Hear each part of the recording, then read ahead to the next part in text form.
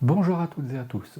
Si vous suivez cette chaîne, vous m'avez déjà entendu dire à plusieurs reprises qu'il était extrêmement important de bien connaître le fonctionnement de son boîtier. Et pour connaître le bon fonctionnement de son boîtier, il faut à un moment donné passer du temps avec la notice et le boîtier entre ses mains. En connaissant parfaitement le fonctionnement de votre boîtier, vous gagnerez beaucoup de temps lorsque vous serez sur place et que vous serez en train de photographier un événement qui, par exemple, peut ne pas durer très longtemps, comme une belle lumière au moment du lever ou du coucher du soleil. Bien connaître le fonctionnement de son boîtier, c'est aussi savoir comment le personnaliser, et c'est de ça dont on va parler aujourd'hui. Personnaliser son boîtier, ça va vous permettre d'accéder plus rapidement à certaines fonctionnalités. Je vais vous montrer comment j'ai personnalisé mon boîtier qui est un 6D Mark II. La première chose que j'ai modifié sur ce boîtier, c'est le fonctionnement du déclencheur. Par défaut, le déclencheur mesure la lumière et fait la mise au point. J'ai modifié ce réglage pour que le déclencheur ne fasse plus que la mesure de la lumière et que la mise au point soit uniquement gérée par le bouton iPhone. Ceci permet de faire plusieurs choses, notamment lorsque l'on est à main levée, on peut cadrer sa scène, faire la mise au point et changer la composition sans modifier la mise au point lorsqu'on veut appuyer sur le déclencheur.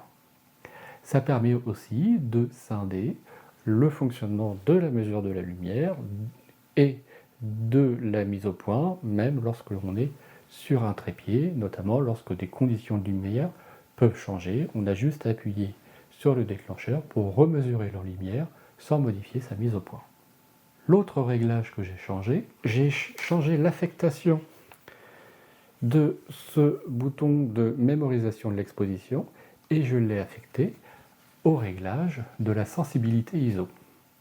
Ça me permet de faire varier plus rapidement la sensibilité ISO, mais surtout de voir en temps réel dans l'écran. Comme vous le savez, je fais essentiellement de la photo de paysage et les modes de prise de vue que j'utilise sont principalement les modes AV et M. Avec ces modes-là, j'ai le temps de m'installer sur les scènes, de faire ma composition, de préparer mes réglages. Il m'arrive cependant, de temps en temps, de tomber un petit peu sur des animaux. Et même si je ne suis pas un photographe animalier, j'aime bien, pourquoi pas, quand l'occasion se présente, pouvoir prendre quelques photos d'animaux. Seulement, les réglages que j'utilise la plupart du temps sur mon appareil ne sont pas adaptés à ce type de prise de vue. C'est la raison pour laquelle j'ai créé sur mon appareil des modes de prise de vue personnalisés que chez Canon, que vous allez retrouver sous les noms C1 et C2, qui vous permettent d'enregistrer les paramètres de votre boîtier dans un mode de vue personnalisé et que vous allez pouvoir ainsi rappeler très rapidement simplement en changeant de mode de prise de vue. Par exemple, dans mon cas, j'ai créé un mode de prise de vue personnalisé avec un réglage ISO auto en ayant un seuil maximal, je crois, de 1600 et 3200 ISO, je ne suis plus très sûr. J'ai changé le mode autofocus pour qu'il passe en mode suivi, parce que d'habitude je suis uniquement sur un mode autofocus qui utilise le collimateur central. L'ouverture et la vitesse sont automatiques. Et donc, simplement en tournant ce bouton, je peux passer d'un mode de prise de vue adapté au paysage à un mode de prise de vue plus adapté à la photo d'animaux. Et enfin, j'ai apporté une dernière personnalisation à mon appareil que je trouve extrêmement pratique, c'est l'utilisation de menus personnalisés. On peut ainsi regrouper dans un seul et même menu l'ensemble des fonctionnalités dont on a besoin le plus souvent.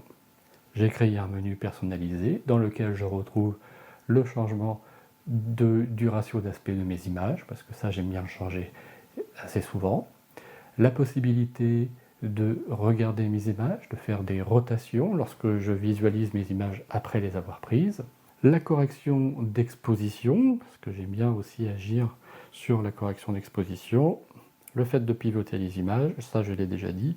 J'ai activé aussi la fonctionnalité minuteur bulb, ce qui permet lorsque je suis en pause longue eh bien, je peux régler directement le temps de ma pause longue grâce à ce minuteur.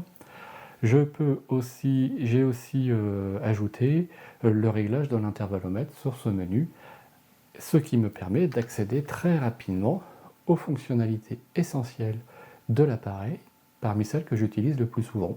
À noter que sur cet appareil, on peut créer jusqu'à 2 menus personnalisés.